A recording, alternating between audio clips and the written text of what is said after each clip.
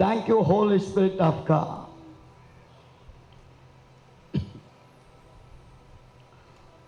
ಈ ದಿನದಲ್ಲೂ ಸಂದೇಶಕ್ಕಾಗಿ ತೆಗೆದುಕೊಂಡಂಥ ಒಂದು ಭಾಗ, ದೇವರಿಂದ ಸಾಕ್ಷಿ ಕರೆಸಲ್ಪಟ್ಟಂಥ ವ್ಯಕ್ತಿಗಳು ನಾವಾಗಿರಬೇಕು ಅಂತ. ದೇವರ ದೃಷ್ಟಿಯಲ್ಲಿ ಪ್ರತಿಯೊಬ್ಬ ಕ್ರೈಸ್ತನು ಸಾಕ್ಷಿಯ ಜೀವಿತವನ್ನು ನಡೆಸಬೇಕು ಅಂತ ಸತ್ಯವೇದ ತಿಳಿಯಪಡಿಸುತ್ತೆ. ಹಳೆ ಒಡಂಬಡಿಕೆ ಮತ್ತು ಹೊಸ ಒಡಂಬಡಿಕೆಯಲ್ಲಿ ನಾವು ನೋಡಿಕೊಳ್ಳುವಾಗ ಅನೇಕ ಭಕ್ತರು ದೇವರಿಗಾಗಿ ಜೀವಿಸೋದನ್ನು ನಾವು ಕಾಣತಕ್ಕವರಾಗಿದೆ. ಅದಕ್ಕೆ ಸತ್ಯವೇದ ಹೇಳ್ತದೆ, 1 ಪೇತ್ರ 2ನೇ ಅಧ್ಯಾಯ 9ನೇ ವಚನದಲ್ಲಿ ಭಕ್ತನಾದ ಪೌಲನು ಬರೀತಾನೆ, ನೀವಾದರೂ ನಿಮ್ಮನ್ನು ಕತ್ತಲೆಯೊಳಗಿಂದ ಕರೆದು ತನ್ನ ಆಶ್ಚರ್ಯಕರವಾದ ಬೆಳಕಿನಲ್ಲಿ ಸೇರಿಸಿದ ಆತನ ಗುಣಾತಿಶಯಗಳನ್ನು ಪ್ರಚುರಪಡಿಸುವವರಾಗುವಂತೆ ದೇವರಾದುಕೊಂಡ ಜನಾಂಗವು, ರಾಜವಂಶಸ್ಥರು, ಯಾಜಕರು, ಮೀಸಲಾದ ಜನವು ಮತ್ತು ದೇವರ ಸ್ವಕೀಯ ಪ್ರಜೆಯು ನೀವಾಗಿದ್ದೀರಿ. ದೇವರಿಗೆ ಸ್ತೋತ್ರ. ಮೊದಲು ನೀವು ಪ್ರಜೆಯಾಗಿರಲಿಲ್ಲ. ಯಾವಾಗ ಕ್ರಿಸ್ತನನ್ನು ಅಂಗೀಕರಿಸಿಕೊಂಡ್ರೋ ಆಗ ನೀವು ಪ್ರಜೆಯಾಗಿದ್ದೀರಿ. ಮೊದಲು ದೇವರ ಮಕ್ಕಳಾಗಿರಲಿಲ್ಲ. ಯೇಸು ಕ್ರಿಸ್ತನನ್ನು ನಂಬಲ್ಪಟ್ಟ ಮೇಲೆ ದೇವರ ಮಕ್ಕಳಾಗಿದ್ದೇವೆ ಅಂತ ಸತ್ಯವೇದ ಹೇಳ್ತದೆ. ರೋಮ 4ನೇ ಅಧ್ಯಾಯ 19ನೇ ವಚನ ಹೇಳುತ್ತೆ, ಪ್ರಿಯರೇ, ಅಬ್ರಾಮನು ದೇವರನ್ನು ನಂಬಿಕೊಂಡು ಜೀವನ ಮಾಡಲ್ಪಟ್ಟ ನಿಮಿತ್ತವಾಗಿ ಅವನು ಸೋಲಿಲ್ಲದವನಾಗಿ ಜೀವನ ಮಾಡಿದ್ದಾನೆ. ಆರಂಭ ದಿನ ಮೊದಲುಗೊಂಡು ಅವನು ಉಸಿರು ಇರುವ ದಿನದ ತನಕ ಕರೆಯಲ್ಪಟ್ಟಂಥ ದೇವರಿಗೆ ಅವನು ನಂಬಿಗಸ್ತನಾಗಿದ್ದ ಅಂತ ಸತ್ಯವೇದ ಹೇಳ್ತದೆ. ಈ ದಿನ ನಾವು ಯೇಸು ಕ್ರಿಸ್ತನ ಮೇಲೆ ನಂಬಿಕೆ ಇಟ್ಟು ಬಂದ ನಿಮಿತ್ತವಾಗಿ ಇವತ್ತು ದೇವರು ನಮಗೆ ಹೇಳುವಂಥ ಒಂದು ಮಾತು, ಈ ಭೂಮಿಯ ಒಳಗೆ ನೀವು ನನ್ನ ಮಕ್ಕಳಾದ ನಿಮಿತ್ತವಾಗಿ ನೀವು ಸಾಕ್ಷಿಗಳಾಗಿರಬೇಕು. ನೀವು ಸಾಕ್ಷಿಗಳಾಗಿರಬೇಕೆಂಬುದೇ ದೇವರ ಇಷ್ಟ. ಅದಕ್ಕೆ ದೇವರು ಹೇಳ್ತಾನೆ ಅಬ್ರಾಮನಿಗೆ 99ನೇ ವರ್ಷದಲ್ಲಿ 99 ಅವನಿಗೆ ಏಜ್. ಆ ಏಜಲ್ಲಿ ದೇವರು ಅಬ್ರಾಮನಿಗೆ ದರ್ಶನ ಕೊಟ್ಟು ಅಬ್ರಾಮನಿಗೆ ಒಂದು ಮಾತು ಹೇಳ್ತಾನೆ, ಅಬ್ರಾಮನೇ ಅಬ್ರಾಮನೇ, ನನ್ನ ಮೇಲೆ ನಂಬಿಕೆ ಇಟ್ಟವನೇ, ನನ್ನನ್ನು ಹಿಂಬಾಲಿಸುವಂಥವನೇ, ನನ್ನ ಮೇಲೆ ವಿಶ್ವಾಸ ಇಟ್ಟವನೇ, ನನ್ನ ಮಾತನ್ನು ಕೇಳತಕ್ಕವನೇ. 99ನೇ ವರ್ಷದಲ್ಲಿ ದೇವರು ದರ್ಶನ ಕೊಟ್ಟು ಅಬ್ರಾಮನಿಗೆ ಹೇಳುವಂಥ ಒಂದು ಮಾತು ಏನಪ್ಪ ಅಂದರೆ, ನಾನು ಯಾವಾಗೆಲ್ಲ ನಿನ್ನನ್ನು ನೋಡ್ತೇನೋ ನೀನು ದೋಷ ಇಲ್ಲದವನಾಗಿ ಕಾಣಬೇಕು. ನಾನು ಯಾವಾಗೆಲ್ಲ ನಿನ್ನನ್ನು ದೃಷ್ಟಿಸ್ತೇನೋ ನೀನು ದೋಷ ಇಲ್ಲದವನಾಗಿ ಕಾಣಲ್ಪಡಬೇಕು. ಹಾಗಾದರೆ ದೇವರ ವಾಕ್ಯಕ್ಕೆ ಅನುಗುಣವಾಗಿ ಅಬ್ರಾಮನು 99ನೇ ವರ್ಷದಲ್ಲಿ ದರ್ಶನವನ್ನು ಕಂಡಂತ ದರ್ಶನವನ್ನು ಕೊಟ್ಟು ದೇವರು ಮಾತನಾಡುವಂಥ ಒಂದು ಮಾತು, ನಾನು ಯಾವಾಗೆಲ್ಲ ದೃಷ್ಟಿಸ್ತೇನೋ ಆಗೆಲ್ಲ ದೋಷ ಇಲ್ಲದವನಾಗಿ ಕಾಣಲ್ಪಡಬೇಕು. ಶುದ್ಧವಾದ ಜೀವಿತ ನಿನ್ನಲ್ಲಿ ನಾನು ಕಾಣಬೇಕು. ಅದು ಬೆಳಗ್ಗೆ ಆಗಿರಲಿ, ಅದು ರಾತ್ರಿ ಆಗಿರಲಿ, ಅದು ಮಧ್ಯಾಹ್ನ ಆಗಿರಲಿ, ನೀನು ಕೆಲಸ ಮಾಡ್ತಾ ಇರು, ಸುಮ್ಮನೆ ಇರು, ಏನು ಬೇಕಾದರೂ ಮಾಡ್ತಾ ಇರು, ನಾನು ಯಾವಾಗೆಲ್ಲ ನೋಡ್ತೇನೋ ಆಗೆಲ್ಲ ನೀನು ದೋಷ ಇಲ್ಲದವನಾಗಿ. ಪರಲೋಕದ ದೇವರ ಬಯಕೆ, ದೇವರ ಬರೋಣ ಯಾವಾಗಿದೆಯೋ ಗೊತ್ತಿಲ್ಲ, ಆದರೆ ದೇವರು ಹೇಳ್ತಾನೆ ನನ್ನ ಬರೋಣ ಯಾವಾಗ ಬೇಕಾದ್ರೂ ಇದೆ. ಆದ ಕಾರಣ ನನ್ನ ಮಕ್ಕಳಾದ ನೀವು ನಾನು ದೃಷ್ಟಿಸುವಾಗಲ್ಲ ನೀವು ಆಯುಕ್ತವಾಗಿರಬೇಕು, ದೋಷವಿಲ್ಲದವರಾಗಿರಬೇಕು, ನೀತಿವಂತರಾಗಿ ಕಾಣಲ್ಪಡಬೇಕು, ಯಥಾರ್ಥವಾಗಿ ಕಾಣಲ್ಪಡಬೇಕು. ದುಷ್ಟನ ಕೈಯಲ್ಲಿ ನೀವಿರಬಾರ್ದು. ಅಬ್ರಾಮನಿಗೆ ದೇವರು ಮಾತನಾಡುವಾಗ ಅವನ ಏಜ್ 99. ಪ್ರಿಯ ಸಹೋದರ ಸಹೋದರಿಯೇ, ದೇವರ ದೃಷ್ಟಿಯಲ್ಲಿ ಪ್ರತಿಯೊಬ್ಬ ಕ್ರೈಸ್ತನು ಅಂದರೆ ಕ್ರಿಸ್ತನನ್ನು ಹಿಂಬಾಲಿಸುವಂಥ ಪ್ರತಿಯೊಬ್ಬನು ಈ ಮಾಯಾದ ಲೋಕದಲ್ಲಿ ಸಾಕ್ಷಿಯ ಜೀವಿತ ನಡೆಸಬೇಕು ಅಂತ ಇವತ್ತು ದೇವರು ಬಯಸ್ತಾ ಇದ್ದಾನೆ. ಯಾಕಂದ್ರೆ ಸತ್ಯವೇದ ಹೇಳ್ತದೆ, ಆದಿಕಾಂಡ 6ನೇ ಅಧ್ಯಾಯ 9ನೇ ವಚನದಲ್ಲಿ 500 ವರ್ಷಗಳ ತದನಂತರ 500 ವರ್ಷಗಳ ತದನಂತರ ದೇವರ ದೃಷ್ಟಿ ನೋಹನ ಮೇಲೆ ಬೀಳುತ್ತೆ. ವಾಕ್ಯ ಹೇಳ್ತದೆ, ಜನ ಪಾಪದಲ್ಲಿದ್ದಾರೆ, ಮೋಸದಲ್ಲಿದ್ದಾರೆ, ವಂಚನೆಯಲ್ಲಿದ್ದಾರೆ, ಅವಿಧೇಯರಾಗಿದ್ದಾರೆ, ದೇವರ ಭಯ ಇಲ್ಲದವರಾಗಿ ಜೀವಿಸುವಾಗ ದೇವರ ದೃಷ್ಟಿ ನೋಹನ ಮೇಲೆ ಬಿದ್ದಿದೆಯಂತೆ. ಚರಿತ್ರೆ ಹೇಳ್ತದೆ 500 ವರ್ಷಗಳ ತದನಂತರ ಇನ್ನೇನು ಎಲ್ಲವನ್ನ ಸರ್ವನಾಶ ಮಾಡಬೇಕಂತ ದೇವರ ಆಲೋಚನೆ ಮಾಡಿಕೊಳ್ಳುವಾಗ ಅಷ್ಟೂ ಜನಗಳ ಮಧ್ಯದಲ್ಲಿ ದೇವರ ದೃಷ್ಟಿ ನೋಹನ ಮೇಲೆ ಬಿದ್ದಿದೆ. ಬೈಬಲ್ ಹೇಳ್ತದೆ, ನೋಹ ಪಾಪಿ ಅಲ್ಲ, ಅನೀತಿವಂತನಲ್ಲ, ಅವಿದ್ಯಾವಂತನಲ್ಲ, ದೇವರಿಗೆ ಅವಿದ್ಯನಾಗಿ ನಡ್ಕೊಳ್ಳತಕ್ಕ ವ್ಯಕ್ತಿಯಲ್ಲ.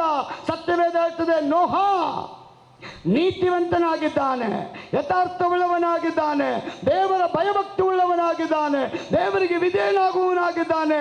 ಅಷ್ಟು ಜನಗಳ ಮಧ್ಯದಲ್ಲಿ ದೇವರ ದೃಷ್ಟಿ ನೋಹನ ಮೇಲೆ ಬಿದ್ದಿದೆ. ಪ್ರಿಯ ಸಹೋದರ ಸಹೋದರಿಯೇ, ನೋಹನ ಮೇಲೆ ಬಿದ್ದಂತ ದೇವರು ಹೇಳ್ತಾನೆ, ನೋಹನೇ, ಈ ಜನಗಳನ್ನು ರಕ್ಷಿಸುವುದಕ್ಕೋಸ್ಕರ ನನ್ನ ಮಾತನ್ನು ನೀನು ಕೇಳಿ, ನಾನು ಕೊಡುವಂತ ಬ್ಲೂ ಪ್ರಿಂಟ್, ಆ ಹಡಗನ್ನ, ಆ ನಾವೆಯನ್ನ ನೀನು ಕಟ್ಟಿ ಮುಗಿಸಬೇಕು.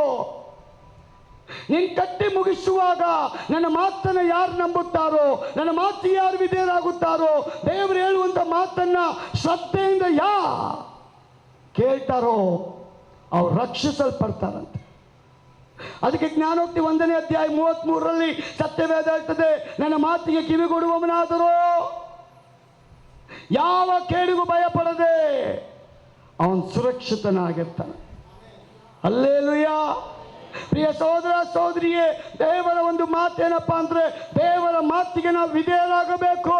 ಲೋಕ ಮಾಯೆ, ಲೋಕ ಮಾಯೆ, ಲೋಕ ಸತ್ಯ ದೇವರನ್ನ ತೋರ್ಸಕ್ಕೆ ಇಷ್ಟಪಡಲ್ಲ.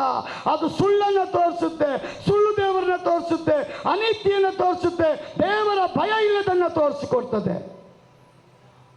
ಅದು ನಾವು ಭಾಗ್ಯವಂತರು. ಬೈ ಗಾಡ್ ಗ್ರೇಸ್ ಕ್ರಿಸ್ತನ ಮೂಲಕ ದೇವರ ಮಕ್ಕಳಾಗಿದ್ದೇವೆ, ಕ್ರಿಸ್ತನ ಮೂಲಕ ದೇವರ ಜನಾಂಗವಾಗಿದ್ದೇವೆ, ಕ್ರಿಸ್ತನ ಮೂಲಕ ದೇವರ ಸೇವಕರಾಗಿದ್ದೇವೆ, ಕ್ರಿಸ್ತನ ಮೂಲಕ ಸ್ವಕೀಯ ಪ್ರಜೆ ಆಗಿದ್ದೇವೆ. ಮೊದಲು ದೇವರ ಮಕ್ಕಳು ನಾವಾಗಿರಲಿಲ್ಲ. ಇವತ್ತು ಯೇಸು ಕ್ರಿಸ್ತನ ಮೂಲಕ ನಾವು ದೇವರ ಮಕ್ಕಳಾಗಿದ್ದೇವೆ. ದೇವರ ಮಕ್ಕಳಾದ ನಿಮಿತ್ತವಾಗಿ ದೇವರ ವಾಕ್ಯ ಹೇಳ್ತದೆ, ದೇವರ ಮಾತನ್ನು ಕೇಳುವಂತವನು ತನ್ನನ್ನು ತಾನು ಶುದ್ಧ ಮಾಡಿಕೊಳ್ತಾನೆ. ಕಡೆ ಕಾಲದಲ್ಲಿ ನಾವು ಶುದ್ಧವಾದ ಜೀವಿತವನ್ನ ನಡೆಸಬೇಕೆಂಬುದೇ ದೇವರ ಚಿತ್ತ. 1 ಯೋಹನ 3ನೇ ಅಧ್ಯಾಯ 3ನೇ ವಚನ ಹೇಳ್ತದೆ, ಆತನಿರುವ ಪ್ರಕಾರವೇ ಯೇಸು ಕ್ರಿಸ್ತನು ಯಾವ ರೀತಿಯಾಗಿದ್ದಾನೋ ಆತನ ಪ್ರಕಾರವೇ ನಾನು ಮತ್ತು ನೀವಿರಬೇಕಂತೆ.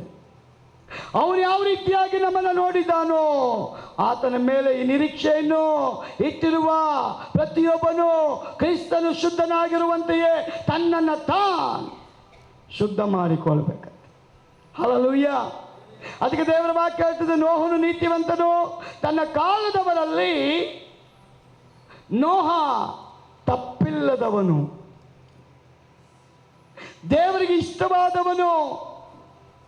ಅದಕ್ಕೆ ಸತ್ಯವೇದ ಹೇಳ್ತದೆ, ಪ್ರಿಯ ಸಹೋದರ ಸಹೋದರಿಯೇ, ದೇವರ ಸನ್ನಿಧಾನದಲ್ಲಿ ಅವನು ಕಾದಿದ್ದಾನೆ, ದೇವರ ಮಾತನ್ನು ಕೇಳಿದ್ದಾನೆ, ದೇವರ ಶುಭ ಸಮಾಚಾರವನ್ನ ಮಾಯಾದ ಲೋಕದ ಒಳಗೆ ಕೇಳದಂತ ಜನಗಳ ಬಳಿಗೆ ಹೋಗಿ ಅವನು ಹೇಳಿದ್ದಾನಂತೆ. ಅವನಿಗೆ ರೆಸ್ಪೆಕ್ಟ್ ಕೊಟ್ಟಿಲ್ಲ, ವಿಧೇಯರಾಗಿಲ್ಲ, ದೇವರ ಭಯಪಟ್ಟಿಲ್ಲ, ದೇವರ ಮಾತನ್ನು ಕೇಳಲಿಲ್ಲ. ಜಲಪ್ರಳಯ ಬರುತ್ತೆ ಅಂದ್ರು, ಡೋಂಟ್ ಕೇರ್ ಅಂತ ಜನ ತಿರಸ್ಕಾರ ಮಾಡಲ್ಪಟ್ಟಂತ ಕಾಲ. ಅದಕ್ಕೆ ಯೇಸು ಸ್ವಾಮಿ ಹೇಳ್ತಾನೆ, ಕಡೆ ದಿನಗಳು ಹೆಂಗಿರುತ್ತೆ? ನೋಹನ ಕಾಲದಲ್ಲಿದ್ದಂಥ ಜನ, ನೋಹನ ಕಾಲದಲ್ಲಿ ಜನ ಬೆಲೆ ಕೊಟ್ಟಿಲ್ಲ ದೇವರಿಗೆ, ಮಾತು ಕೇಳಲಿಲ್ಲ ದೇವರಿಗೆ, ಭಯಪಟ್ಟಿಲ್ಲ ದೇವರಿಗೆ, ದೇವರ ಪ್ರಕಟಣೆಯನ್ನ ಅವ್ರು ಅಕ್ಸೆಪ್ಟ್ ಮಾಡಿಕೊಂಡಿಲ್ಲ. ಪ್ರಿಯ ಸಹೋದರಿ, ನಮ್ಮ ಮನೆಗಳಲ್ಲಿ ಇವತ್ತು ದೇವರ ಭಯ ಬೇಕು. ದೇವರು ಬಯಸುವಂತ ಪ್ರಾರ್ಥನಾ ಜೀವಿತ ಬೇಕು. ದೇವರು ಬಯಸುವಂತ ನೀತಿವಂತರ ಕುಟುಂಬ ನಮ್ಮದಾಗಬೇಕು. ನಮ್ಮಲ್ಲಿ ಯಾವುದು ಬಿಡಕ್ಕಾಗ್ತಾ ಇಲ್ವೋ ಅದನ್ನು ದೇವರ ಕೈಗೆ ಸಮರ್ಪಣೆ ಮಾಡುವಾಗ, ಬೈಬಲ್ ಹೇಳ್ತದೆ, ನೋಹ ಒಂದೊಂದು ಮನೆಗೆ ಹೋಗಿ ಹೇಳುವಾಗ ಜನ ಅಕ್ಸೆಪ್ಟ್ ಮಾಡ್ಕೊಂಡಿಲ್ಲ, ರಿಸೀವ್ ಮಾಡ್ಕೊಂಡಿಲ್ಲ, ಆ ಪ್ರಕಟಣೆಯನ್ನ ಅವ್ರು ನಂಬಲಿಲ್ಲ. ಆದರೂ ನೋಹ ದೇವರಿಗೆ ಬೆಲೆ ಕೊಟ್ಟಿದ್ದಾನೆ, ವಿಧೇಯನಾಗಿದ್ದಾನೆ, ಎಲ್ಲ ಕಡೆಗೆ ಹೋಗಿದ್ದಾನೆ, ಶುಭ ಸಮಾಚಾರವನ್ನೇ ಸಾರಿದ್ದಾನೆ. ಓ ಜಲಪ್ರಳಯ ಬರುತ್ತೆ, ಇದು ನನ್ನ ದೇವರ ಮಾತು. ದೇವರ ಮಾತನ್ನು ಸ್ವೀಕಾರ ಮಾಡುವಂಥವರೇ ನೀವೇ ಭಾಗ್ಯವಂತವರು. ಯಾಕಂದ್ರೆ ರಕ್ಷಣೆ ನಿಮಗೆ, ನಂಬುವವರಿಗೆ ರಕ್ಷಣೆ. ಅದಕ್ಕೆ ದೇವರ ವಾಕ್ಯ ಹೇಳ್ತದೆ, ನಾನು ಕಳಿಸಲ್ಪಟ್ಟಂತ ಯೇಸುವನ್ನ ಯಾರು ನಂಬುತ್ತಾರೋ ಅವರಿಗೆ ರಕ್ಷಣೆ, ನಿತ್ಯ ಜೀವ. ನಂಬದೆ ಹೋಗುವವರಿಗೆ ದೇವರ ದಂಡನೆ ಆಗಲೇ. ಪ್ರಿಯ ಸಹೋದರ ಸಹೋದರಿ, ದೇವರ ವಾಕ್ಯ ಹೇಳ್ತದೆ, ಯೋಹಾನ್ ಬರ್ದ ಯೋಬ ದೇವರ ಭಯದಲ್ಲಿ ಬೆಳೆಯಲ್ಪಟ್ಟಂತ ಭಕ್ತ. ಅವನ ಜೀವನ ಚರಿತ್ರೆಯನ್ನು ನೀವು ನೋಡುವಾಗ ದೇವರ ವಾಕ್ಯ ಹೇಳ್ತದೆ, ಯೋಬ ಊಚೆಂಬ ಪ್ರದೇಶಕ್ಕೆ ಶ್ರೀಮಂತ. ಅವನಲ್ಲಿದ್ದಂಥ ಭಯ ನೋಡ್ರಿ, ಅವನಲ್ಲಿದ್ದಂಥ ಭಕ್ತಿ ನೋಡ್ರಿ.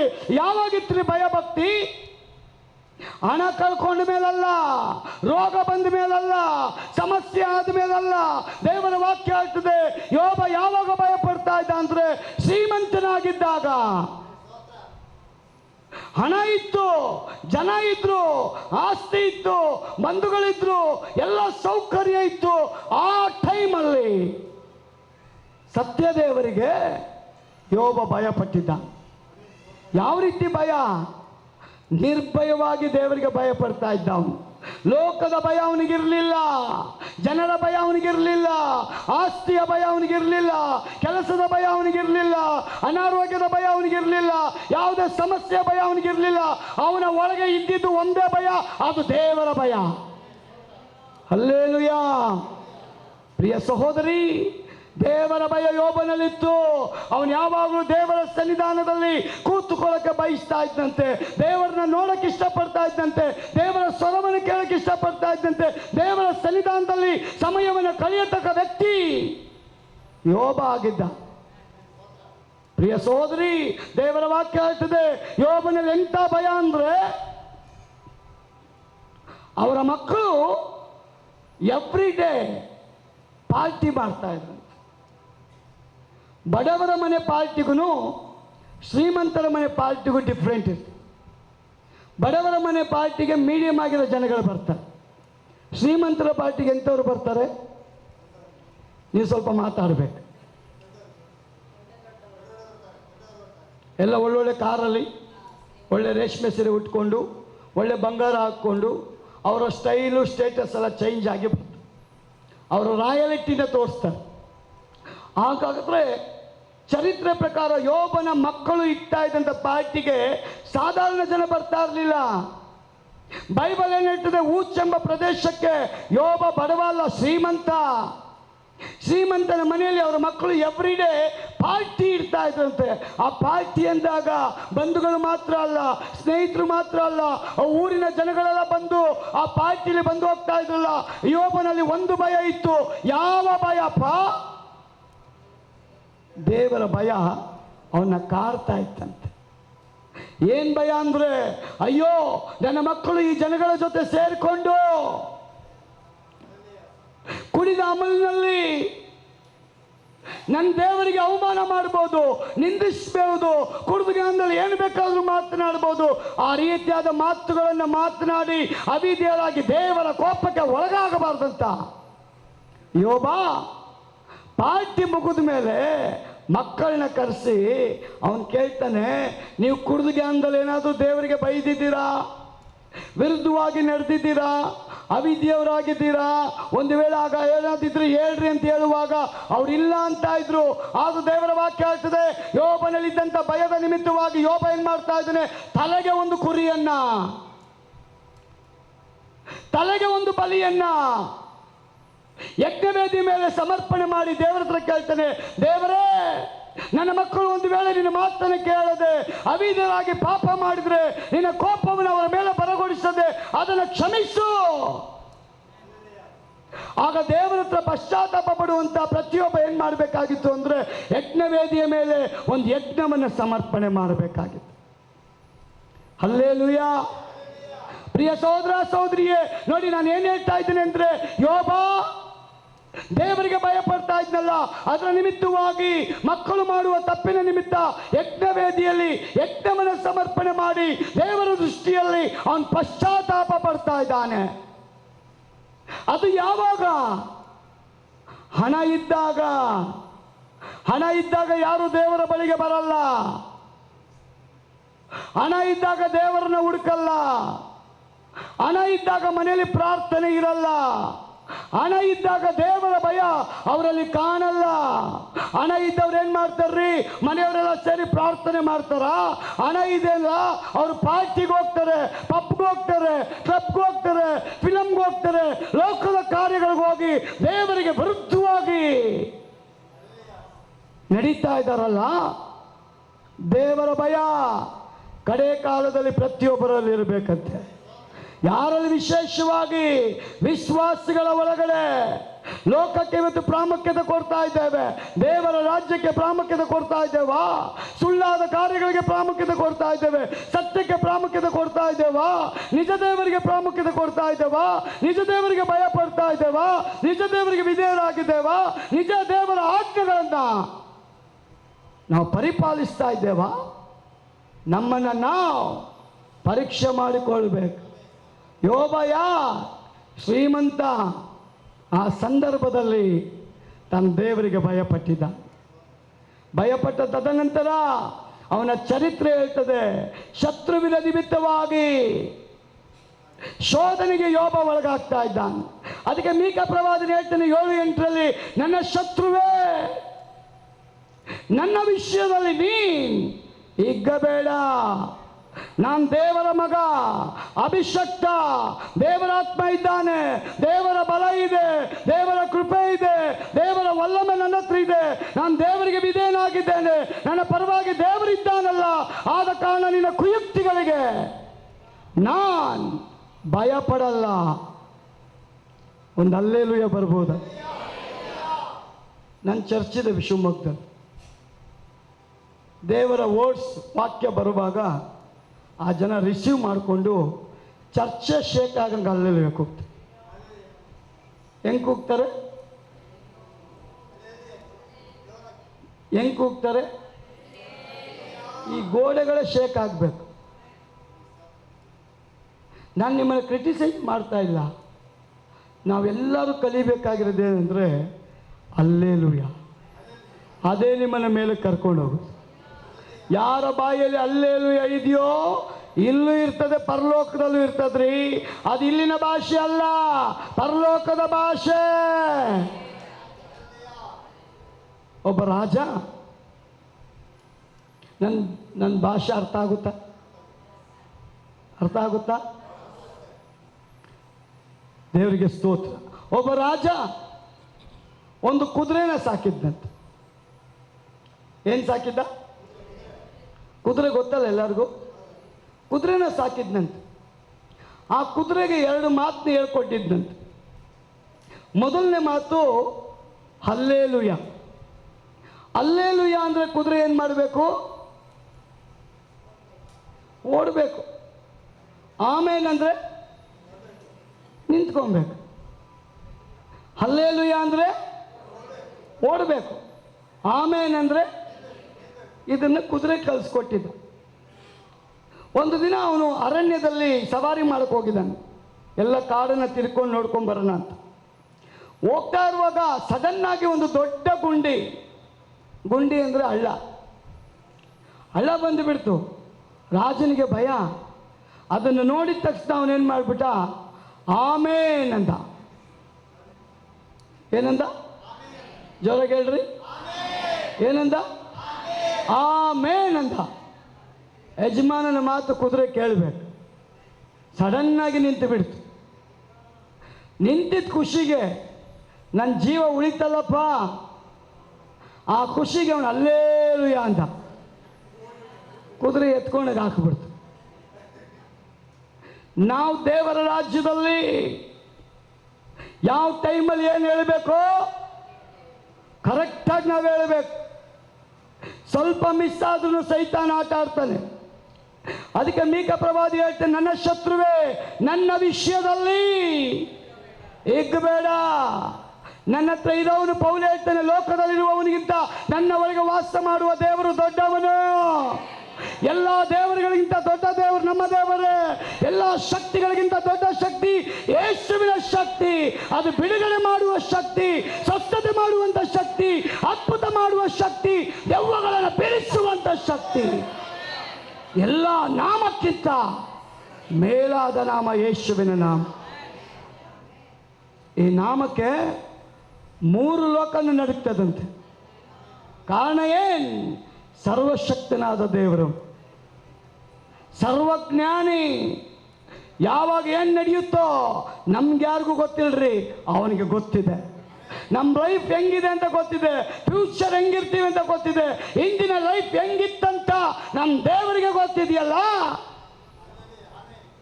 ಯೋಬ ಶೋಧನೆಗೆ ಒಳಗಾಗ್ತಾ ಇದ್ದಾನೆ. ದೇವರಿಗೆ ಎಂಥ ಕಾನ್ಫಿಡೆನ್ಸ್ ಅಂದರೆ, ಸೈತಾನ್ಗೆ ದೇವ್ರು ಕೇಳ್ತಾರೆ, ನನ್ನ ಮಗನಾದ ಯೋಬನ್ನ ನೋಡಿದ್ದ, ಅವನೆಷ್ಟು ನೀತಿವಂತ, ಎಷ್ಟು ಭಯಪಡುವನು, ಎಷ್ಟು ವಿಧೇಯನಾಗಿದ್ದಾನೆ, ನಮ್ರತೆ ಉಳ್ಳವನು, ದೇವರ ಮೇಲೆ ಭಯಭಕ್ತಿ ಅವನಿಗೆ ಅಧಿಕ. ಆಗ ಶತ್ರು ಕೊಡೋ ಮಾತು, ಅವನಿಗೆ ನೀನೆಲ್ಲ ಕೊಟ್ಟಿದ್ಯಾ ದೇವರೇ, ಆರೋಗ್ಯ ಕೊಟ್ಟಿದ್ಯಾ, ಮನೆ ಕೊಟ್ಟಿದ್ಯಾ, ಮಕ್ಕಳು ಕೊಟ್ಟಿದ್ಯಾ, ಬಂಗಾರ ಕೊಟ್ಟಿದ್ಯಾ, ಜಾಗ ಕೊಟ್ಟಿದ್ಯಾ, ತೋಟ ಕೊಟ್ಟಿದ್ಯಾ, ಸೌಕರ್ಯ ಕೊಟ್ಟಿದ್ಯಾ. ಅವೆಲ್ಲ ಕೊಟ್ಟ ನಿಮಿತ್ತವಾಗಿ ಯೋಬ ನಿನ್ನನ್ನು ಗಣಪಡಿಸ್ತಾ ಇದ್ದಾನೆ. ಏನಾದರೂ ಕಿತ್ತು ನೋಡು. ಇದ್ದೀರಾ? ಸೈತಾನ್ ದೇವರಿಗೆ ಹುಳ ಬಿಟ್ಟುಬಿಟ್ಟ. ದೇವರಿಗೆ ಸ್ತೋತ್ರ. ನೀತಿವಂತನು ದೇವರ ವಿಷಯದಲ್ಲಿ ಯಾವಾಗಲೂ ಸಿದ್ಧನಾಗಿರ್ತಾನೆ. ಯೋಬನಿಗೆ ಶೋಧನೆ ಬರುತ್ತೆ ಅಂತ ಗೊತ್ತಿಲ್ಲ, ದೇವರು ಇಂಟಿಮೇಷನ್ ಕೊಟ್ಟಿಲ್ಲ, ಸೈತಾನ್ ಬಂದು ಇಂಟಿಮೇಷನ್ ಕೊಟ್ಟಿಲ್ಲ, ಯಾರು ಬಂದು ಹೇಳಲಿಲ್ಲ. ದೇವರ ಮನುಷ್ಯನ ನಿಮಿತ್ತ ಶೋಧನೆ ಬರುವಾಗ ಅವನು ಆಯುಕ್ತವಾಗಿದ್ದಾನೆ, ಅವನು ಸಿದ್ಧನಾಗಿದ್ದಾನೆ. ದೇವರ ವಾಕ್ಯ ಹೇಳ್ತದೆ, ದೇವರು ಶೈತಾನ್ಗೆ ಹೇಳುವುದು ಒಂದೇ ಮಾತು, ಜೀವ ತೆಗಿಯಂಗಿಲ್ಲ, ಯಾವ ಶೋಧನೆ ಬೇಕಾದರೂ ನೀನು ಕೊಡು. ಅವನ್ಯಾ ನನ್ನನ್ನು ಆರಾಧನೆ ಮಾಡೋ ಮನುಷ್ಯ, ನನ್ನ ಮೇಲೆ ನಂಬಿಕೆ ಇಟ್ಟ ಮನುಷ್ಯ, ನನ್ನ ಮೇಲೆ ವಿಶ್ವಾಸ ಇಟ್ಟ ಮನುಷ್ಯ, ಅವನಿಗಿರ್ಲಿ ಇಲ್ಲದೆ ಹೋಗಲಿ ನನ್ನನ್ನು ಬಿಟ್ಟು ಆಗಲ್ಲ. ಆ ಮಾತನ್ನ ಪೌಲ್ ಹೇಳ್ತಾನೆ. ಅನ್ನ ಇಲ್ಲದೆ ಹೋದ್ರೂ ಪರವಾಗಿಲ್ಲ, ವಸ್ತ್ರ ಇಲ್ಲದೆ ಹೋದ್ರೂ ಪರವಾಗಿಲ್ಲ, ಹಣ ಇಲ್ಲ ಅಂದ್ರೂ ಪರವಾಗಿಲ್ಲ, ಸೌಕರ್ಯ ಇಲ್ಲ ಅಂದ್ರೂ ಪರವಾಗಿಲ್ಲ, ಕೆಲಸ ಇಲ್ಲ ಅಂದ್ರೂ ಪರವಾಗಿಲ್ಲ, ಪವರ್ ಇಲ್ಲ ಅಂದ್ರೂ ಪರವಾಗಿಲ್ಲ, ಯಾವ ಫೆಸಿಲಿಟಿ ಇಲ್ಲದೆ ಹೋದ್ರೂ ಪರವಾಗಿಲ್ಲ, ಯಾರು ನನ್ನ ಪರವಾಗಿ ನಿಲ್ಲದೆ ಹೋದ್ರೂ ಪರವಾಗಿಲ್ಲ, ನಾನು ನಂಬಿರೋ ದೇವರು ಇದ್ದಾನಲ್ಲ ನನ್ನ ಪರವಾಗಿ. ಹಲ್ಲೆಲೂಯಾ. ಎಷ್ಟು ಜನ ನಂಬ್ತೀರಾ? ನಿಮ್ಮ ಪರವಾಗಿ ಯಾರಿಲ್ಲ ರೀ, ನಮ್ಮ ದೇವ್ರು ನಿಮ್ಮ ಪರವಾಗಿದ್ದು. ನಿಮ್ಮ ಮನೆಯವ್ರು ನಿಮ್ಮ ಪರವಾಗಿಲ್ಲ, ಎಷ್ಟೋ ಮನೇಲಿ ನಿಮ್ಮ ಗಂಡ ನಿಮ್ಮ ಪರವಾಗಿಲ್ಲ, ಹೆಂಡತಿ ನಿಮ್ಮ ಪರವಾಗಿಲ್ಲ, ಮಕ್ಕಳು ನಿಮ್ಮ ಪರವಾಗಿಲ್ಲ, ಬಂಧುಗಳು ನಿಮ್ಮ ಪರವಾಗಿಲ್ಲ, ಆದರೆ ಇಲ್ಲಿ ಹೇಳ್ತಾ ಇದ್ದಾನೆ, ನನ್ನ ದೇವ್ರು ನಿಮ್ಮ ಪರವಾಗಿದ್ದಾನೆ. ಯೋಬ ಅವನಿಗೆ ಗೊತ್ತಿಲ್ಲ ಶೋಧನೆ. ಬೈಬಲ್ ಹೇಳ್ತದೆ, ಯೇಸು ಸೇವೆಗೆ ಬರೋಕ್ಕೆ ಮುಂಚಿತವಾಗಿ ದೀಕ್ಷಾ ಸ್ಥಾನ ತೆಗೆದುಕೊಂಡು ಮೇಲೆ ಬರುವಾಗ ಪರಿಶುದ್ಧಾತ್ಮನು ಬಂದಿದ್ದಾನೆ.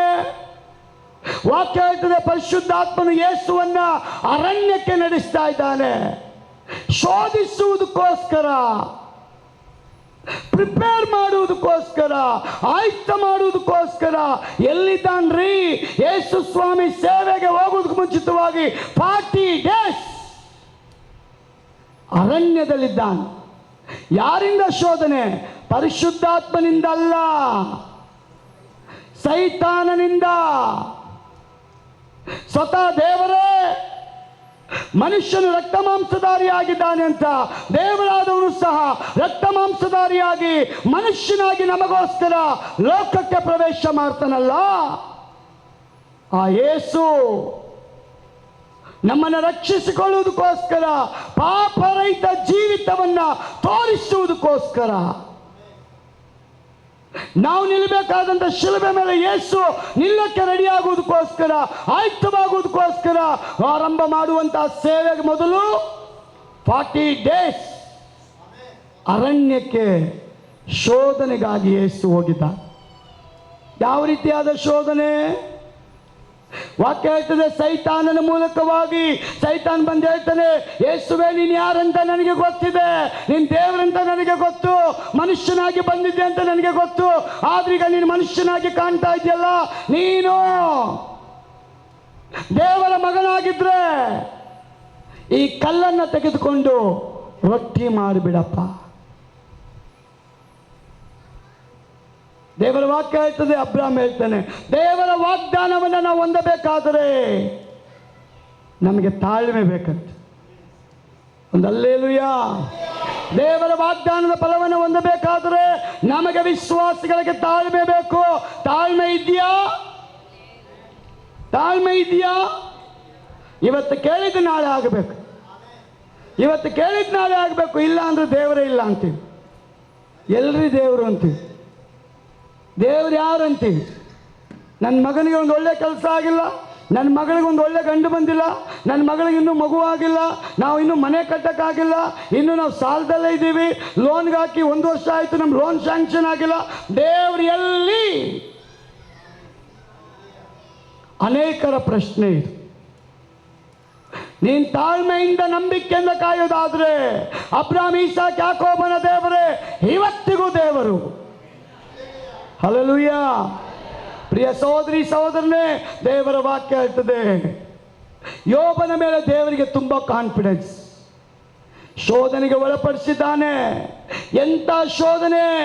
ದೇವರ ವಾಕ್ಯ ಹೇಳ್ತದೆ, ಅವನ ಮನೆ ಹೋಗ್ತಾ ಇದೆ, ಆಸ್ತಿ ಹೋಗ್ತಾ ಇದೆ, ಮಕ್ಕಳು ಹೋಗ್ತಾ ಇದ್ದಾರೆ, ಕುರಿ ದನ ಒಂಟೆಗಳೆಲ್ಲ ಹೋಗ್ತಾ ಇದೆ, ಎಲ್ಲ ಒಂದೊಂದೇ ಲಾಸ್.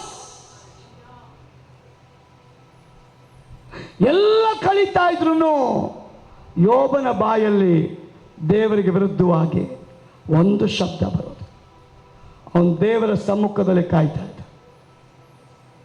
ದೇವರ ಸನ್ನಿಧಾನದಲ್ಲಿ ಕಾಯುವಂತವರನ್ನ ದೇವರು ಕೈ ಬಿಡಲ್ಲ. ಹಲ್ಲೆಲೂಯಾ. ದೇವರ ಸನ್ನಿಧಾನದಲ್ಲಿ ಕಾಯೋರ್ನ ದೇವರು ಕೈ ಬಿಡಲ್ಲ. ಎಷ್ಟು ಜನ ದೇವರ ಸಮ್ಮುಖದಲ್ಲಿ ಕಾಯಕ್ಕೆ ಇಷ್ಟಪಡ್ತೀರ? ಯೇಸು ಸ್ವಾಮಿ ಶೋಧನೆಗೆ ಒಳಗಾಗಿದ್ದಾನ್ರಿ. ಅಲ್ಲಿ ಎಲ್ಲಿ ಕಳೀತಾ ಇದ್ದಾನೆ? ಅರಣ್ಯದಲ್ಲಿ 40 ಡೇಸ್ ಸೈತಾನನ ಶೋಧನೆಗೆ. ನೀವು ಯಾವಾಗ ದೇವ್ರ ಸಮ್ಮುಖದಲ್ಲಿ ಬರ್ತೀರೋ ಬರ್ದಿಟ್ಕೊಡ್ರಿ, ವಿಕ್ಟ್ರಿ ನಿಮಗೆ. ಒಂದು ಆಮೇಲೆ ಹೇಳ್ರಿ, ದೇವ್ರ ಸಮ್ಮುಖದಲ್ಲಿ ಯಾರು ಕಾಯ್ತಿರಲ್ಲ ಅವರಿಗೆ ದೇವರು ಖಂಡಿತವಾಗಿಯೂ ಜಯವನ್ನು ಅನುಗ್ರಹಿಸಿಕೊಡ್ತಾರೆ. ದೇವರು ಮೋಸಸ್ಗೆ ಮೇಲೆ ಕರೀತಾನೆ. ಎಲ್ಲಿಗೆ ಕರೀತಾನೆ? ಸೀನಾಯಿ ಬೆಟ್ಟಕ್ಕೆ ಕರೆದು ಬಿಟ್ಟು. ಎಷ್ಟು ದಿನ ಇದ್ದ ಅವನು? 40 ದಿನ ಮೋಸಸ್ ದೇವ್ರ ಸಮ್ಮುಖದಲ್ಲಿ ಕೂತಿದ್ದ.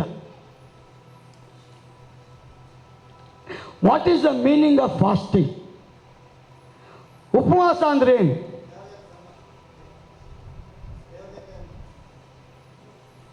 ಸಾರಿ,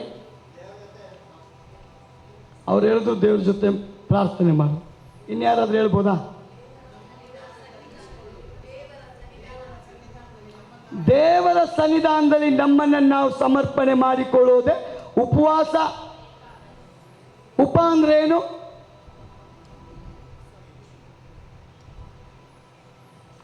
ಉಪ ಅಂದ್ರೆ ಉಪ ಅಂದ್ರೆ ಉಪಮ ಅಲ್ಲ. ಉಪ ಅಂದ್ರೆ ಹತ್ತಿರ, ವಾಸ ಅಂದ್ರೆ ಇರೋದು. ಉಪವಾಸ ಅಂದ್ರೆ ಹತ್ತಿರ ಇರೋದು. ಯಾರ ಹತ್ರ? ಇಲ್ಲಿ ಉಪವಾಸ ಇರೋದು ಮೀನು ಮಾರ್ಕೆಟಲ್ಲಿ ಇರೋದು, ಉಪವಾಸ ಇರೋದು ಮಟನ್ ಅಂಗಡಿಲಿ ಇರೋದು, ಉಪವಾಸ ಇರೋದು ತರಕಾರಿ ಹತ್ರ ಇರೋದು, ಉಪವಾಸ ಇರೋದು ನೆಂಟರ ಮನೆಗೆ ಹೋಗಿ ಕೂತ್ಕೊಳ್ಳೋದು. ಇದು ಉಪವಾಸ ಅಲ್ಲ. ನೀನು ಊಟನೇ ಮಾಡಿ ಬಾ, ದೇವ್ರ ಮುಂದೆ ಸಮಯ ಕಳಿ. ಹಲ್ಲೆಲೂಯಾ. ಮೋಸಸ್ 40 days ದೇವರ ಪ್ರಸನ್ನತೆಗೆ ಹೋದ ನಿಮಿತ್ತವಾಗಿ ಅವನಿಗೆ ಟೀ ಚಾ ಬೇಕಾಗಿಲ್ಲ, ಯಾವುದೇ ಸ್ನ್ಯಾಕ್ಸ್ ಬೇಕಾಗಿಲ್ಲ, ಟಿಫನ್ ಬೇಕಾಗಿಲ್ಲ, ಊಟ ಬೇಕಾಗಿಲ್ಲ. ಕಾರಣ ಆತ್ಮ ಪ್ರಾಣ ಶರೀರ ದೇವರ ಸನ್ನಿಧಾನದಲ್ಲಿ ಸಮರ್ಪಣೆ ಮಾಡಲ್ಪಟ್ಟ ನಿಮಿತ್ತ ಆ ಪ್ರೆಸೆನ್ಸ್, ಆ ಅನಾಯಿಂಟಿಂಗ್ ಅವನನ್ನು ಮರೆಮಾಚಿಕೊಂಡ ನಿಮಿತ್ತ ಅವನಿಗೆ ಯಾವುದು ವರ್ಕ್ ಆಗಿಲ್ಲ. ಒಳಗಡೆ ಆತ್ಮ ಮಾತ್ರ ವರ್ಕ್ ಆಯಿತು, ಅವನ ಶರೀರ ವರ್ಕ್ ಆಗಿಲ್ಲ, ಅಡಗಿ ಕೂತಿತ್ತದು 40 ದಿನ. ಯೇಸು ಸ್ವಾಮಿ ಎಲ್ಲಿ ಕೂತಿದ್ದಾನ್ರಿ? ಅರಣ್ಯದಲ್ಲಿ ಕೂತಿದ್ದಾನೆ. ಯೋಬ ಎಲ್ಲಿ ಕೂತಿದ್ದಾನ್ರಿ? ಬೂದಿ ಹಾಕೊಂಡು ಕೂತಿದ್ದಾನ್ರಿ. ಯಾರೆಲ್ಲ ದೇವರ ಸನ್ನಿಧಾನದಲ್ಲಿ ಕೂತ್ಕೊಳ್ತಾರೋ ದೇವರ ಆತ್ಮನ ಬಲ ಅವರ ಒಳಗೆ ಬಂದು ಕೂತ್ಕೊಳ್ತದೆ. ನೀವು ದೇವರ ಹತ್ರ ಕೂತ್ಕೊಳ್ಳೋದು ಕಲೀರಿ, ವರನೂ ಬರ್ತದೆ, ಫಲನೂ ಬರ್ತದೆ. ಯಾರು ಕೂತ್ಕೊಳ್ಳೋದಿಲ್ವೋ ವರ ಬರೋದಿಲ್ಲ. ನೀವು ಕೂತ್ಕೊಳ್ಳೋದನ್ನ ಕಲೀರಿ, ಅಭಿಷೇಕವುಳ್ಳ ಆತ್ಮ ನಿಮ್ಮ ಹತ್ರ ಬರ್ತಾನೆ. ಪ್ರೀತಿಯ ಸಹೋದರ ಸಹೋದರಿ, 99ನೇ ವರ್ಷಕ್ಕೆ ಕಾಲಿಟ್ಟಂತ ಅಬ್ರಾಹ್ಮನಿಗೆ ದೇವರು ಹೇಳ್ತಾನೆ, ನಾನು ನೋಡುವಾಗಲ್ಲ ನೀನು ದೋಷ ಇಲ್ಲದವನಾಗಿರ್ಬೇಕು. ಉಪವಾಸ ಪ್ರಾರ್ಥನೆಗೆ ಬಂದಿರುವಂಥವರೇ, ಇವತ್ತು ನಿಮಗೆ ದೇವರ ಬಲ ದಿನ ದಿನ ಅಧಿಕ ಆಗುತ್ತೆ, ಪ್ರಸನ್ನತೆ ಅಧಿಕ ಆಗುತ್ತೆ, ಅಭಿಷೇಕ ಅಧಿಕ ಆಗುತ್ತೆ, ದೇವರ ವಲ್ಲಮೆ ಅಧಿಕ ಆಗುತ್ತೆ, ವರಗಳು ಅಧಿಕ ಆಗುತ್ತೆ. ದೇವರ ಮಕ್ಕಳು ನೀವಾದಾಗ ದೇವರ ಹೇಳ್ತಾರೆ, ನೀವು ನನ್ನ ಮಕ್ಕಳಾದ ನಿಮಿತ್ತವಾಗಿ ನನ್ನ ಮನೆ ನೀವಾಗಿದ್ದೀರಾ. ದೇವರು ವಾಸ ಮಾಡುವಂಥ ಮನೆ ನಾವು. ಹಲ್ಲೆಲೂಯಾ. ಅದಕ್ಕೆ ಭಕ್ತನೇ ಹೇಳ್ತಾನೆ, ಕಡೆಯ ದಿನಗಳಲ್ಲಿ ಶುದ್ಧ ಜೀವಿತ, ಪ್ರಾರ್ಥನೆಯ ಜೀವಿತ ನಮ್ಮ ಒಳಗಿರಬೇಕು. ನಂಬಿಕೆಯ ಜೀವಿತ ಮತ್ತು ಅನ್ಯೋನ್ಯತೆಯ ಜೀವಿತ ಮತ್ತು ವಿಶೇಷವಾಗಿ ಮಾನಸಾಂತರದ ಜೀವಿತ. ಭಕ್ತನಾದ ಯೋಬ್ ಶೋಧನೆಗೆ ಒಳಗಾದಾಗ ಭಯಪಟ್ಟಿಲ್ಲ, ಕಳ್ಕೊಂಡಾಗ ಭಯಪಟ್ಟಿಲ್ಲ, ಎಲ್ಲ ಹೋಯ್ತು ಅಂದಾಗ ಭಯಪಟ್ಟಿಲ್ಲ. ಅವರೆಲ್ಲ ಭಯಪಟ್ಟಿದ್ದು ಏನು ಬೇಕಾದರೂ ಹೊರಟು ಹೋಗಲಿ, ದೇವರು ಮಾತ್ರ ನಮ್ಮನ್ನು ಬಿಟ್ಟು ಹೋಗ್ಬಾರ್ದು. ಒಂದು ಆಮೇಲೆ ಹೇಳ್ರಿ, ಏನು ಬೇಕಾದರೂ ಪಡ್ಕೊಳ್ಬೋದು, ದೇವ್ರನ್ನ ಅಷ್ಟು ಸುಲಭವಾಗಿ ಪಡ್ಕೊಳ್ಳೋಕ್ಕಾಗಲ್ಲ. ಅದಕ್ಕೆ ಸ್ವಾಮಿ ಹೇಳ್ತಾನೆ, ಮೊದಲು ದೇವರ ರಾಜ್ಯಕ್ಕಾಗಿ ನೀತಿಗಾಗಿ ತವಕ ಪಡ್ರಿ, ನಿಮಗೇನೆಲ್ಲ ಬೇಕು ಅದು ನಾನು ಕೊಡ್ತೇನೆ. ಒಂದು ಆಮೇಲೆ ಹೇಳ್ರಿ. ಪ್ರಿಯ ಸಹೋದರ ಸಹೋದರಿಯೇ, ಇವತ್ತು ದೇವರ ವಾಕ್ಯ ಹೇಳ್ತದೆ, ದಾನಿಯೇಲ್ ದಿನಕ್ಕೆ 3 ವರ್ತಿ ಪ್ರಾರ್ಥನೆ ಮಾಡ್ತಾ ಇದ್ದಾನೆ. ದಾನಿಯೇಲ್ ಪ್ರಾರ್ಥನೆಗೆ ಕೂತಿದ್ದಾನೆ, ಒಬ್ಬ ದೇವದೂತ ಬಂದು ಅವನ ಮುಂದೆ ನಿಂತ್ಕೊಳ್ತಾನೆ. ಆ ದೇವದೂತ ಹೇಳ್ತಾನೆ, ದಾನಿಯೇಲ್ ನಿನ್ನ ಆರಂಭದ ಪ್ರಾರ್ಥನೆ ನನ್ನ ದೇವರ ಸನ್ನಿಧಾನಕ್ಕೆ ಬಂತು. ನಿನ್ನ ಪ್ರಾರ್ಥನೆ ಆರಂಭದಲ್ಲೇ ದೇವರು ಕೇಳಿಬಿಟ್ಟ.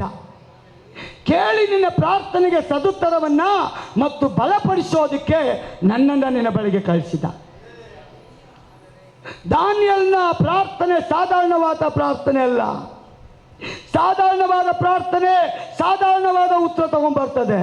ಅಸಾಧಾರಣವಾದ ಪ್ರಾರ್ಥನೆ ನಿಮ್ಮ ಮೂಲಕ ಶೇಕ್ ಮಾಡಿಬಿಡ್ತದೆ. ಒಂದು ಆಮೇಲೆ ಹೇಳ್ರಿ.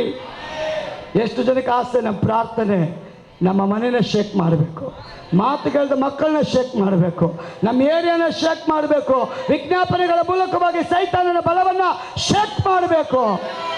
ಶೇಕ್ ಮಾಡೋಕ್ಕೆ ದೇವರು ನಿಮ್ಮನ್ನು ಕರೆದಿರೋದು, ಸುಮ್ಮನೆ ಕೂತ್ಕೊಳ್ಳೋಕೆ ದೇವರು ಕರೆದಿಲ್ಲ.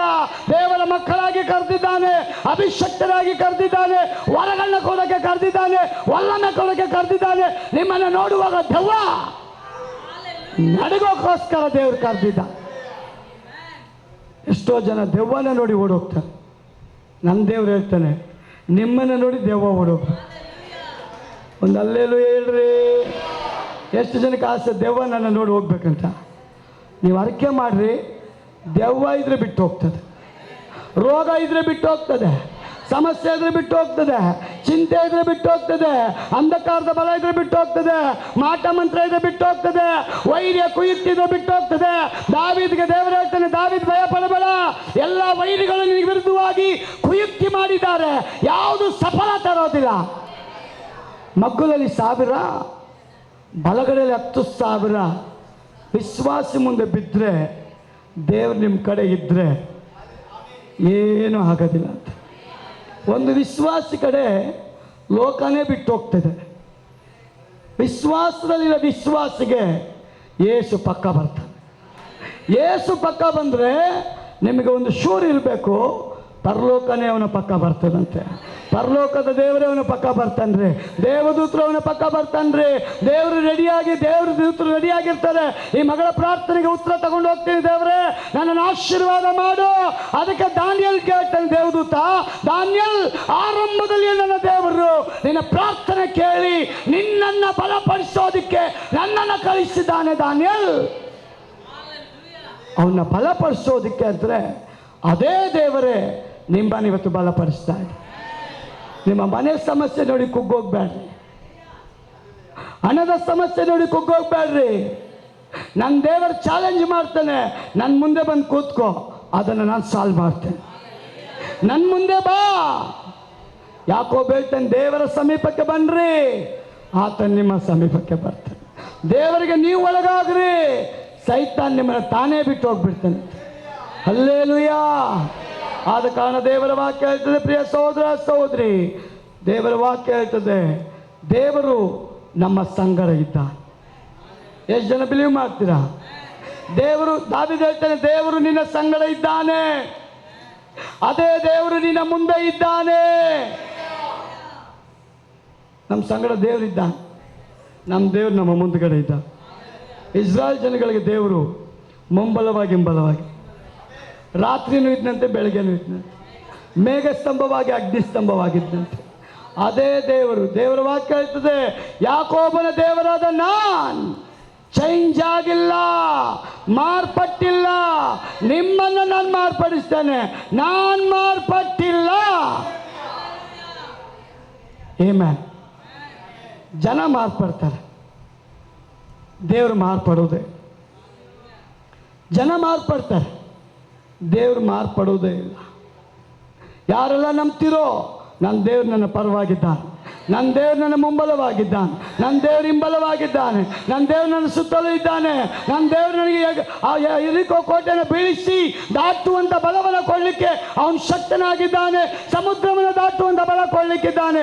ಸೂರ್ಯ ಚಂದ್ರನ ನಿಲ್ಲಿಸುವಂಥ ಶಕ್ತಿ ವ್ಯಕ್ತಿಯಲ್ಲಿ ದೇವರು ತುಂಬಿ ನಡೆಸೋದಕ್ಕೆ ನನ್ನ ದೇವರಿಗೆ ಸಾಧ್ಯ.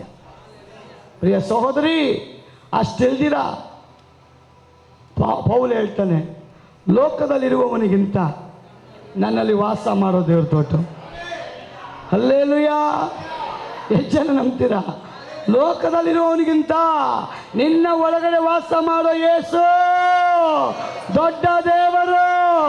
ಎಲ್ಲ ನಾಮಕ್ಕಿಂತ ಮೇಲಾದ ನಾಮ ಯೇಸುವಿನ ನಾಮ, ಜಯ ತರುವ ನಾಮ, ಬಿಡುಗಡೆ ಕೊಡುವ ನಾಮ, ದೆವ್ವ ಓಡಿಸುವ ನಾಮ, ಬಲಪಡಿಸುವ ನಾಮ, ಅದ್ಭುತ ಮಾಡುವ ನಾಮ. ಚೆಕ್ ಮಾಡ್ರಿ, ನಿಮ್ಮ ರೋಗ ನಿಮ್ಮ ಹತ್ರ ಇರಲ್ಲ.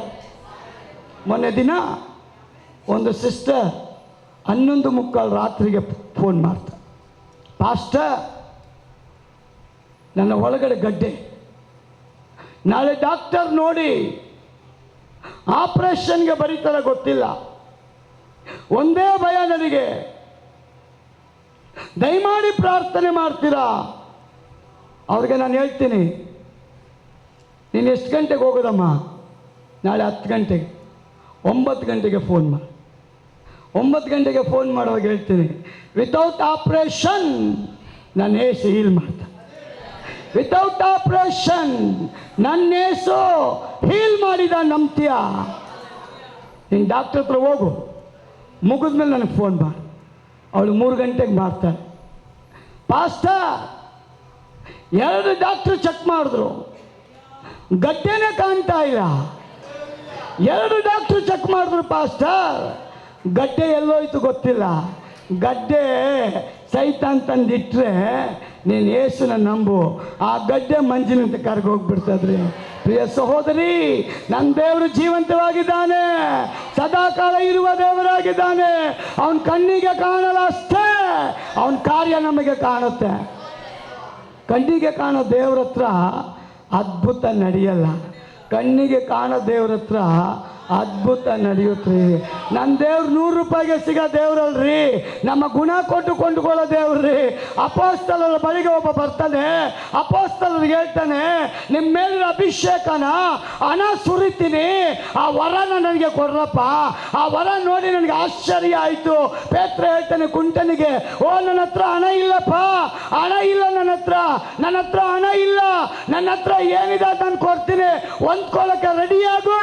ನೀನೀಗ ನನ್ನನ್ನು ದೃಷ್ಟಿಸಿ ನೋಡೋದಾದ್ರೆ ನನ್ನನ್ನು ದೃಷ್ಟಿಸಿ ನೋಡು. ನಾನು ಕಾಣಲ್ಲ ನಿನಗೆ, ನಾನು ನಂಬಿರೋ ಯೇಸು ನಿನಗೆ ಕಾಣ್ತಾನೆ. ನಾನು ಕಾಣಲ್ಲ, ನಾನು ನಂಬಿರೋ ಯೇಸು ಕಾಣ್ತಾನೆ. ನನ್ನಲ್ಲಿ ಯೇಸುವನ್ನು ನೋಡು. ಹಣ ಕೊಡಲ್ಲ, ಪರ್ಮನೆಂಟ್ ಆಗಿ ನಡೆಯೋಗೆ ನನ್ನ ದೇವರು ಮಾಡಲಿಕ್ಕಿದ್ದಾನೆ ಅಂತ ಪೌಲ್ ಹೇಳ್ತಾನೆ. ಏಸಪ್ಪ, ನನ್ನ ಹೃದಯ ಒಡೆಯಲ್ಪಟ್ಟಿದೆ, ಈಟಿ ತಗೊಂಡು ಚುಚ್ಕೊಂಡಂಗೆ ಆಗಿದೆ, ನಾನು ಸಂಕಟದಲ್ಲಿದ್ದೀನಿ ಯೇಸುವೆ ಅಂತ ಹೇಳುವಾಗ ಯೇಸು ಪೌಲ್ ಕೇಳೋದಕ್ಕೆ ಬದಲು ಕೊಡದೆ ಅವನೊಂದು ಮಾತು ಹೇಳ್ತಾನೆ, ಪೌಲನೇ ನನ್ನ ಕೃಪೆ ನಿನಗೆ ಸಾಕು, ಪೌಲನೇ ನನ್ನ ಕೃಪೆ ನಿನಗೆ ಸಾಕು. ರೋಗ ಇದೆಯಾ, ನನ್ನ ಕೃಪೆ ಸಾಕು. ದೆವ್ವ ಬಂದಿದೆಯಾ, ನನ್ನ ಕೃಪೆ ಸಾಕು. ಸಮಸ್ಯೆ ನಡೀತಾ ಇದೆಯಾ, ನನ್ನ ಕೃಪೆ ಸಾಕು. ಹಣದ ಕೊಡ್ತೇನಾ, ನನ್ನ ಕೃಪೆ ಸಾಕು. ಯಾವುದೇ ಇಕ್ಕಟ್ಟ, ನನ್ನ ಕೃಪೆ ಸಾಕು. ನನ್ನ ಕೃಪೆನ ಎದುರು ನೋಡು, ನನ್ನ ಕೃಪೆ ಒಂದೇ ಎಲ್ಲವನ್ನ ಪರಿಹಾರ ಮಾಡ್ತದೆ. ಯೇಸುವಿನ ಕೃಪೆ ಯಾರೆದುರು ನೋಡ್ತಿರೋ ನಿಮ್ಮನ್ನ ಕೃಪೆ ಕೈ ಬಿಟ್ಟು ಹೋಗೋದೇ. ಪ್ರಿಯ ಸಹೋದರಿ, ಯೋಬನ್ನ ದೆವ್ವ ಶೋಧನೆ ಮಾಡ್ತಾನೆ. ಮೀಕ ಪ್ರವಾದಿ ಹೇಳ್ತಾನೆ, ದೆವ್ವ ನಾವು ದೇವರ ಮಕ್ಕಳು, ದೆವ್ವ ನಾವು ಅಭಿಷಕ್ತರು, ದೆವ್ವ ನಾವು ದೇವರಿಗಾಗಿ ಜೀವಿಸೋರು, ದೆವ್ವ ನಾವು ಲೋಕಕ್ಕಾಗಿ ಹುಟ್ಟಿದವರಲ್ಲ, ಲೋಕದಲ್ಲಿ ಇದ್ದೀವಿ ಆದರೆ ಪರಲೋಕದವ್ರು ನಾವು. ಈ ಲೋಕದ ಅಧಿಕಾರ ನಮ್ಮ ಮೇಲೆ ನಡೆಸಬೇಡ, ನಾವು ಆ ಸಂಸ್ಥಾನಕ್ಕೆ ಸೇರಲ್ಪಟ್ಟವರು. ಆ ದೇವರ ಮಕ್ಕಳು ನಾವು, ಆ ದೇವರ ಯಾಜಕರು ನಾವು, ಆ ದೇವರ ಪ್ರವಾದಿ ನಾವು, ಆ ದೇವರ ಸುವಾರ್ತಿಕರು ನಾವು, ಆ ದೇವರ ಸ್ವಕೀಯ ಪ್ರಜೆ ನಾವು ಅಂತ ನಿಜವಾದ ವಿಶ್ವಾಸಿ ಯಾರಿಗೆ ಸವಾಲಾಗ್ತಾನೆ? ನೀವು ಹೇಳಬೇಕು, ದೆವ್ವಕ್ಕೆ, ಸೈತಾನನಿಗೆ. ನಿಜವಾದ ವಿಶ್ವಾಸಿ ಹಾಕುವಂತ ಸವಾಲು ಯಾರಿಗೆ ಅಂದ್ರೆ ಸೈತಾನನಿಗೆ. ನೀವು ಯಾವಾಗ ನಂಬಿಕೆಯಿಂದ ನೀವು ಸೈತಾನನಿಗೆ ನೀವು ಗದರಿಸ್ತಿರೋ, ವಿಶ್ವಾಸಿ ಮುಂದೆ ಅವನು ನಿಲ್ಲೋದಿಲ್ಲ. ಆದ ಕಾರಣ ಪ್ರೀತಿಯ ಸಹೋದರ ಸಹೋದರಿ, ಈ ಬೆಳಗಿನ ಉಪವಾಸ ಪ್ರಾರ್ಥನೆ, ಊಟ ಬಿಟ್ಟು ಬಂದಿರೋರಿಗೆ ದೇವರಿಗೆ ಸ್ತೋತ್ರ. ಆದರೆ ಇವತ್ತು ಮಾತ್ರ ಅಲ್ಲ, ನೀವು ನಿಮ್ಮ ಜೀವನದಲ್ಲಿ ಒಂದು ರೂಢಿ ಮಾಡಿಕೊಳ್ಬೇಕು. ದೇವರಿಗಾಗಿ ಒಂದು ಸಮಯ, ನಿಮ್ಮ ಮನೆಯಲ್ಲಿ ದೇವರಿಗಾಗಿ ಒಂದು ಸಮಯ, ನಿಮ್ಮ ಜೀವನದಲ್ಲಿ ದೇವರಿಗಾಗಿ ಸಮಯ. ನಿಮ್ಮ ಮನೆ ಪ್ರಾರ್ಥನೆ ಇರಬೇಕು, ಇಂಡಿವಿಜುವಲ್ ವೈಯಕ್ತಿಕ ಪ್ರಾರ್ಥನೆ ಇರಬೇಕು. ಎಲ್ಲದಕ್ಕೂ ಸಮಯ ಇದೆ ರೀ. ದೇವ್ರ ಮೇಲೆ ಕೂತ್ಕೊಳ್ಳೋಕ್ಕೆ ಸಮಯ ಇಲ್ವಲ್ಲ, ಪ್ರಾರ್ಥನೆ ಮಾಡೋಕ್ಕೆ ಸಮಯ ಇಲ್ವಲ್ಲ, ಆರಾಧನೆ ಮಾಡೋಕ್ಕೆ ಸಮಯ ಇಲ್ವಲ್ಲ, ಸಭೆಗೆ ಹೋಗೋಕ್ಕೆ ಸಮಯ ಇಲ್ವಲ್ಲ, ದೇವ್ರನ್ನ ಹುಡ್ಕೋಕ್ಕೆ ಸಮಯ ಇಲ್ವಲ್ಲ. ಈ ಮಾಯಾದ ಲೋಕದಲ್ಲಿ ನೀನು ಹುಡುಕಬೇಕಾಗಿರೋದು ಈ ಲೋಕವನ್ನಲ್ಲ, ದೇವರನ್ನ. ಪ್ರಿಯ ಸಹೋದರಿ, ದೇವರ ವಾಕ್ಯ ಹೇಳ್ತದೆ, ಲೋಕದ ಕಾರ್ಯವನ್ನ ನೀನ್ ಪ್ರೀತಿ ಮಾಡಬೇಡ.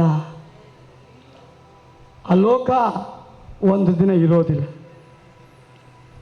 ದೇವರ ಚಿತ್ತವನ್ನು ಯಾರು ಅರಿತು ನಡೀತಾರೋ ಅವನು ಸದಾಕಾಲ ಇರ್ತಾನೆ. ಒಂದು ಆಮೇಲೆ ಹೇಳ್ರಿ, ನಿಮ್ಮ ನಿರೀಕ್ಷೆ ಒಂದು ಕಾಲ ಉಂಟು, ನಿಮ್ಮ ನಿರೀಕ್ಷೆ ನಿರರ್ಥಕವಾಗದು. ಒಂದು ಕಾಲ ಉಂಟು, ನನ್ನ ದೇವರು ಅದನ್ನು ಫುಲ್ಫಿಲ್ ಮಾಡ್ತಾರೆ. ಒಂದು ಸೇವಕರು, ಅವನಿಗೊಂದು ಕಾಯಿಲೆ ಬಂದುಬಿಟ್ಟಿತ್ತು. ಕಾಯಿಲೆ ಬಂದಾಗ ಅವ್ರ ದೇವರ ಹತ್ರ ಪ್ರಾರ್ಥನೆ ಮಾಡ್ತಾರೆ, ಯೇಸುವೇ, ನಿಜವಾದ ದೇವರು ನೀನಾಗಿದ್ರೆ ನನಗೆ ಬಿಡುಗಡೆ ಕೊಡಿಸು, ನಾನು ನಿನಗಾಗಿ ಸಾಕ್ಷಿಯಾಗಿರ್ತೀನಿ ಅಂತ. ದೇವರವರ ಪ್ರಾರ್ಥನೆ ಕೇಳಿ ಅವರಿಗೆ ಗುಣ ಮಾಡಿಬಿಟ್ರು. ಅವ್ರದ್ದೇನು ಕಾಯಿಲೆ ಇತ್ತೋ ಆ ಕಾಯಿಲೆ ವಾಸಿ ಆಗಿಬಿಡ್ತು. ವಾಸಿ ಆಗಿದ್ದ ಕೂಡಲೇ ಆ ವ್ಯಕ್ತಿ ತನ್ನೆಲ್ಲ ಕೆಲಸನ ರಿಸೈನ್ ಮಾಡಿ ತನ್ನ ಜೀವಿತವನ್ನು ದೇವರಿಗೆ ಸಮರ್ಪಣೆ ಮಾಡಿ ಅವರೊಂದು ಪ್ರಾರ್ಥನೆ ಮಾಡ್ತಾರೆ. ದೇವರೇ, ಈ ಊರಲ್ಲಿ ನನ್ನ ಯಾರೂ ನಂಬೋದಿಲ್ಲ, ಈ ಊರಲ್ಲಿ ನನಗೆ ಯಾರೂ ಬೆಲೆನೂ ಕೊಡೋದಿಲ್ಲ. ದಯವಿಟ್ಟು ಇರೋ ಸ್ವಲ್ಪ ಕಾಲ ನಾನು ನಿನ್ನ ಸೇವೆ ಮಾಡಬೇಕಪ್ಪ. ಈ ಊರನ್ನ ಬಿಟ್ಟು ಬೇರೆ ಕಡೆ ಎಲ್ಲಾದರೂ ಹೋಗಿ ನಾನು ಸೇವೆ ಪ್ರಾರಂಭ ಮಾಡ್ತೀನಿ. ನನ್ನ ಜೊತೆ ನೀನು ಇರಬೇಕು ಅಂತ ನಂಬಿಕೆಯಿಂದ ಪ್ರಾರ್ಥನೆ ಮಾಡಿ ತನ್ನ ತವರು ಊರನ್ನು ಇರುವಂಥ ಮನೆ ಜಾಗವನ್ನು ಬಿಟ್ಟು ದೂರ ಪ್ರಾಂತಕ್ಕೆ ಹೋಗ್ಬಿಟ್ಟ. ಒಂದು ವಿಲೇಜನ್ನ ಅವನು ಆರಿಸ್ಕೊಂಡು ಆ ವಿಲೇಜಲ್ಲಿ ಒಂದು ಚಿಕ್ಕ ಮನೆಯನ್ನು ತೆಗೆದುಕೊಂಡು ಆ ಊರಿನ ಗ್ರಾಮದವರಿಗೆಲ್ಲ ಹೇಳ್ಕೊಂಡು ಬಂದ, ಈ ವಾರದಿಂದ ಇಲ್ಲಿ ಯೇಸು ಸ್ವಾಮಿ ಆರಾಧನೆ ನಡೆಯುತ್ತೆ, ನೀವೆಲ್ಲರೂ ಬನ್ನಿರಿ, ಯೇಸು ನಿಮ್ಮನ್ನು ಆಶೀರ್ವಾದ ಮಾಡ್ತಾರೆ ಅಂತ ಎಲ್ಲರಿಗೂ ಹೋಗಿ ಹೇಳ್ಕೊಂಬಂದರು. ಆರಂಭದಲ್ಲಿ ಸ್ವಲ್ಪ ಜನ ಬಂದರು. ಹಿಂಗೆ ಸುಮಾರು ದಿನಗಳ ಕಾಲ ಜನರು ಹೋಗ್ತಾಯಿದ್ರು, ಬರ್ತಾಯಿದ್ರು, ಹೋಗ್ತಾಯಿದ್ರು, ಯಾರು ನಿಲ್ಲೇ ಇಲ್ಲ. ಆದರೆ ಒಂದು ಅಜ್ಜಿ ಮಾತ್ರ ಇವರ ಆರಾಧನೆಗೆ ಬರ್ತಾ ಇತ್ತಂತೆ. ಆದರೆ ದುರಾದೃಷ್ಟ ಏನಪ್ಪ ಅಂದರೆ ಆ ಅಜ್ಜಿಗೆ ಬಾಯೂ ಬರಲ್ಲ, ಕಿವಿನೂ ಕೇಳಲ್ಲ. ಆರಂಭದಿಂದ ಈ ಅಜ್ಜಿ ಬರ್ತಾನೆ ಇತ್ತು. ಸುಮಾರು ವರ್ಷ ಸೇವೆ ಮಾಡಿದ್ರು ಅಲ್ಲಿ ಯಾವುದೇ ರೀತಿಯಾದ ರಿಸಲ್ಟ್ ಬರಲೇ ಇಲ್ಲ. ಈ ವ್ಯಕ್ತಿಗೆ ತುಂಬ ಬೇಸರ ಆಗೋಯ್ತು. ದೇವರಿಗೆ ಹೇಳ್ತಾರೆ, ದೇವರೇ, ನಾನು ಸೇವೆ ಮಾಡೋದು ನಿನಗೆ ಇಷ್ಟ ಇಲ್ವಾ? ನೀನು ನನಗೆ ಗುಣ ಮಾಡಿದ್ಯಾ, ನಾನು ಸೇವೆಗಾಗಿ ಗ್ರಾಮ ಆರಿಸ್ಕೊಂಡೆ, ಆದರೆ ನನ್ನ ಸೇವೆ ನಿಮಿತ್ತವಾಗಿ ಇಲ್ಲಿ ಜನ ಬರ್ತಾ ಇಲ್ವಲ್ಲ, ನಾನು ಸೇವೆ ಮಾಡಬೇಕಾ ಬೇಡ ಗೊತ್ತಾಗ್ತಾ ಇಲ್ಲ ಅಂತ ಹೇಳಿ ಬೇಸರಿಕೆಯಿಂದ ಬೇಜಾರು ಮಾಡಿಕೊಂಡು ಒಂದು ತೀರ್ಮಾನಕ್ಕೆ ಬಂದ್ಬಿಟ್ಟು. ಆ ತೀರ್ಮಾನ ಏನಂದ್ರೆ ದೇವರಿಗೆ ಹೇಳ್ತಾನೆ, ಇದನ್ನು ನಾನು ಕ್ಲೋಸ್ ಮಾಡಿ ನಾನು ಊರಿಗೆ ಹೋಗ್ಬಿಡ್ತೀನಿ. ಇಷ್ಟು ವರ್ಷಗಳ ಕಾಲ ಯಾರೂ ಬರಲಿಲ್ಲ ಅಂತ ಹೇಳಿ ಮನಸ್ಸೋತು ಆ ಅಜ್ಜಿಗೆ ಹೇಳ್ತಾನೆ, ಅಮ್ಮ, ನಾನು ಇನ್ಮೇಲೆ ಇದನ್ನು ಕ್ಲೋಸ್ ಮಾಡ್ತೇನೆ, ನೀನು ಇಷ್ಟು ವರ್ಷಗಳ ಕಾಲ ನನ್ನ ಸಂಗಡ ಬಂದಿದ್ದಕ್ಕೆ ನಿನಗೆ ಧನ್ಯವಾದ ಅಂತೇಳಿ ಆ ಸಭೆನ ಕ್ಲೋಸ್ ಮಾಡಿ ಊರಿಗೆ ಹೋಗ್ಬಿಡ್ತಾನೆ. ದೇವರ ವಾಕ್ಯ ಹೇಳ್ತದೆ, ಒಂದು ಕಾಲ ಉಂಟು ನಿಮ್ಮ ನಿರೀಕ್ಷೆ ನಿರರ್ಥಕವಾಗೋದೇ. ದೇವರ ವಾಗ್ದಾನವನ್ನ ಹೊಂದಬೇಕಾದ್ರೆ ನಮಗೆ ತಾಳ್ಮೆ ಬೇಕು. ಒಂದು ಆಮೇಲೆ ಹೇಳ್ರಿ. ಈ ಸೇವಕರು ಸೋತೋಗಿ ಬಿಟ್ಟೋಗ್ಬಿಟ್ರಲ್ಲ, ಸ್ವಲ್ಪ ದಿನ ಆದ ಕೂಡಲೇ ಒಂದು ಫೋನ್ ಕಾಲ್ ಬರುತ್ತೆ ಆ ಗ್ರಾಮದಿಂದ, ಪಾಸ್ಟರ್, ಇಲ್ಲಿ ನೀವು ಆರಾಧನೆ ಪ್ರಾರಂಭ ಮಾಡಿದಾಗ ಆರಂಭ ದಿನ ಮೊದಲುಗೊಂಡು ಇದ್ದಂಥ ಕಾಲದವರೆಗೂ ಬಂದಂಥ ಅಜ್ಜಿ ಇವತ್ತು ತೀರೋಗಿದ್ದಾರೆ. ಆದ ಕಾರಣ ನೀವೇ ಸಾಯಕ್ಕೆ ಮುಂಚೆ ಕೊನೆ ಆಸೆ ಕೇಳ್ತಾರೆ, ನಿಮ್ದೇನು ಕೊನೆ ಆಸೆ ಅಂತ. ಆ ಅಜ್ಜಿ ಮೋಸ್ಟ್ಲಿ ಹೇಳಿರ್ಬೇಕು, ನಾನು ಸತ್ತಾಗ ಕ್ರೈಸ್ತ ಧರ್ಮಕ್ಕೆ ಅನುಗುಣವಾದ ಶವ ಸಂಸ್ಕಾರವನ್ನು ನೀವು ಮಾಡಬೇಕು ಅಂತ. ಅದಕ್ಕೆ ಆ ಗ್ರಾಮಸ್ಥರು ಫೋನ್ ಮಾಡಿ ಕರೀತಾರೆ ಪಾಸ್ಟರ್ನ, ಅಜ್ಜಿ ತೀರೋಗಿದ್ದಾರೆ, ಶವ ಸಂಸ್ಕಾರವನ್ನು ಕ್ರೈಸ್ತ ಧರ್ಮಕ್ಕೆ ಅನುಗುಣವಾಗಿ ನೀವು ಬಂದು ಮಾಡಿ ಮುಗಿಸ್ಕೊಡಿ. ಆ ಸೇವಕರು ಆ ಊರಿಗೆ ಬರ್ತಾರೆ. ಊರಿಗೆ ಬಂದಾಗ ಎಲ್ಲರಿಗೂ ಆಶ್ಚರ್ಯ, ಕ್ರೈಸ್ತ ಧರ್ಮದ ಶವ ಸಂಸ್ಕಾರ ಹೇಗೆ ನಡೆಯುತ್ತೆ ನೋಡೋದಕ್ಕೋಸ್ಕರ ಸಾವಿರಗಟ್ಟಲೆ ಜನ ಬಂದುಬಿಟ್ಟಿದ್ದಾರೆ.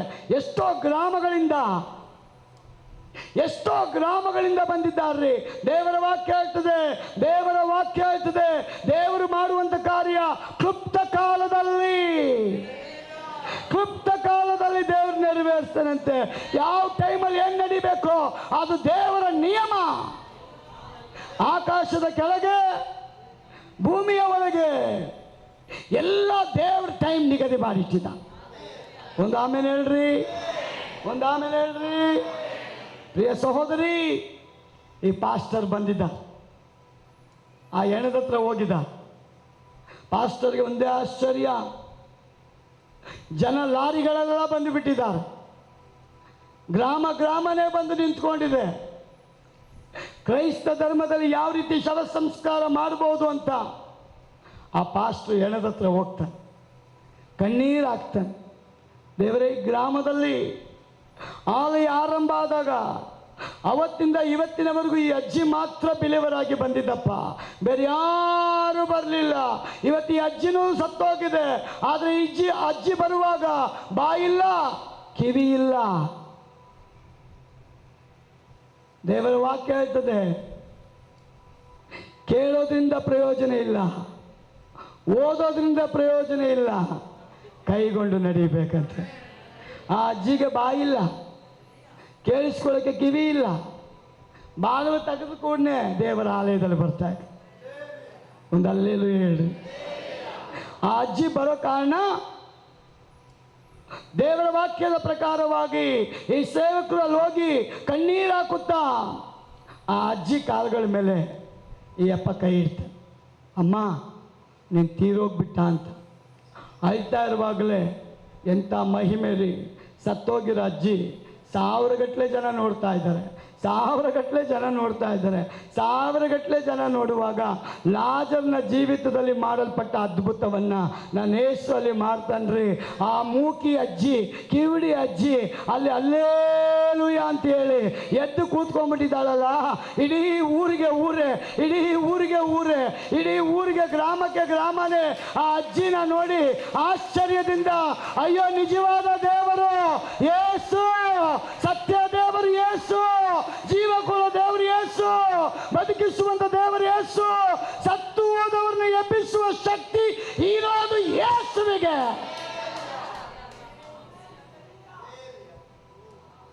ಆ ಸೇವಕರು ಮಾಡಿದ ಪ್ರಾರ್ಥನೆ ದೇವರು ವ್ಯರ್ಥ ಮಾಡಲಿ. 10 ವರ್ಷ ಆದರೂ ನಿನ್ನ ನಂಬಿಕೆ ಬಿದ್ದು ಹೋಗ್ಬಾರ್ದು, ನಿಮ್ಮ ನಿರೀಕ್ಷೆ ಕಡಿಮೆ ಆಗಬಾರ್ದು.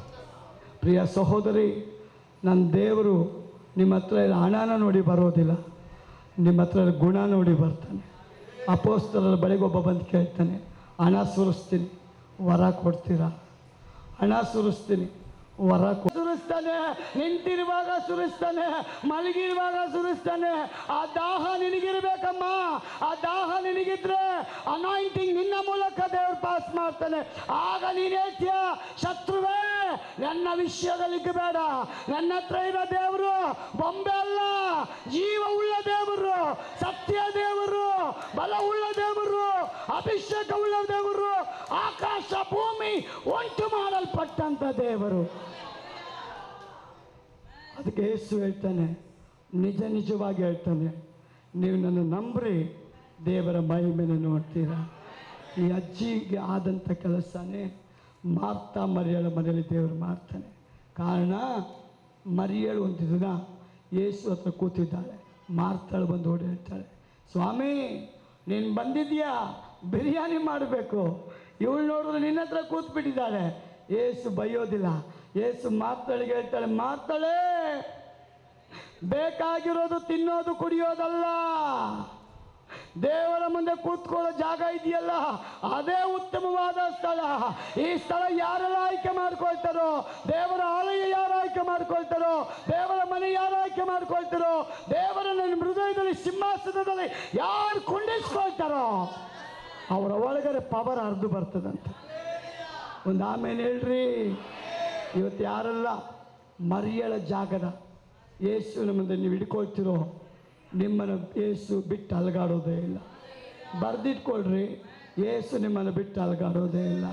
ನನ್ನ ಯೇಸು 2 ಮಾತಿನವನಲ್ಲ, ಅವನೇನು ಹೇಳ್ತಾನೋ ಅದು ಮಾಡೇ ಮಾಡ್ತಾನೆ, ಏನು ಹೇಳ್ತಾನೆ ಅದು ಮಾಡೇ ಮಾಡ್ತಾನೆ.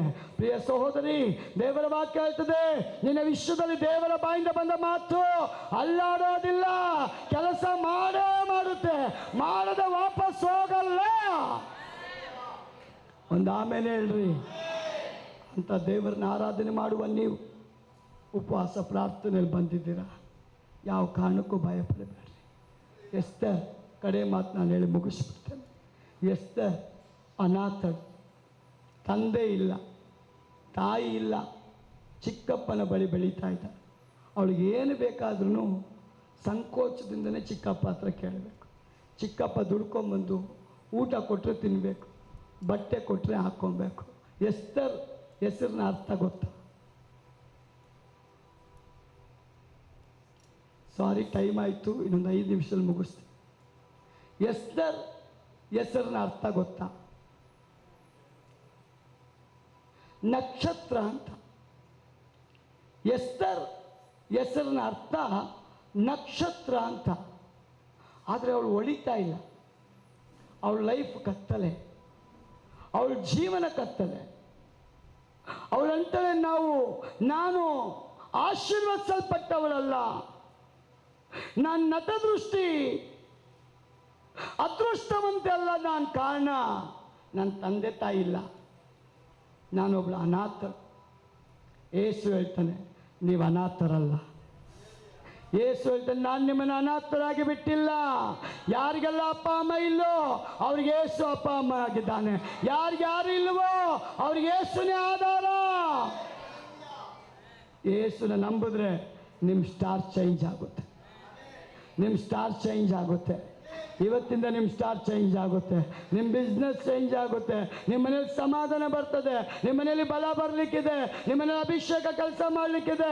ದೇವ್ರ ಕೈಗೆ ಒಪ್ಪಿಸ್ಕೊಡ್ರಿ, ನೀವು ಮಲ್ಟಿಪ್ಲೈ ಆಗಲಿಕ್ಕಿದ್ದೀರಿ. ಪ್ರಿಯ ಸಹೋದರಿ, ನಕ್ಷತ್ರ ಅನ್ನುವಂಥ ಎಸ್ತರ್ ಅದೃಷ್ಟ ಇಲ್ಲದವಳಾಗಿದ್ಲು. ಟೈಮ್ ಬಂತು. ಎಷ್ಟು ಕಣ್ಣೀರು ಹಾಕಿದ್ಲಲ್ಲ, ಆ ಕಣ್ಣೀರನ್ನ ದೇವರು ಒರೆಸ್ತಾನೆ. ರಾಜನ ದೃಷ್ಟಿ ಎಸ್ತರ್ ಮೇಲೆ ಬಿದ್ದು. ರಾಜನ ದೃಷ್ಟಿ ಎಸ್ತರ್ ಮೇಲೆ ಬೀಳಬೇಕು ಅಂದರೆ ದೇವರ ದೃಷ್ಟಿ ಮೊದಲು ಎಸ್ತರ್ ಮೇಲೆ ಬಿದ್ದಿರಬೇಕು. ಎಸ್ತರ್ ಮೇಲೆ ಬಿದ್ದ ನಿಮಿತ್ತವಾಗಿ ರಾಜನ ಹೃದಯ ದೇವರು ಮಾತಾಡ್ತಾನೆ.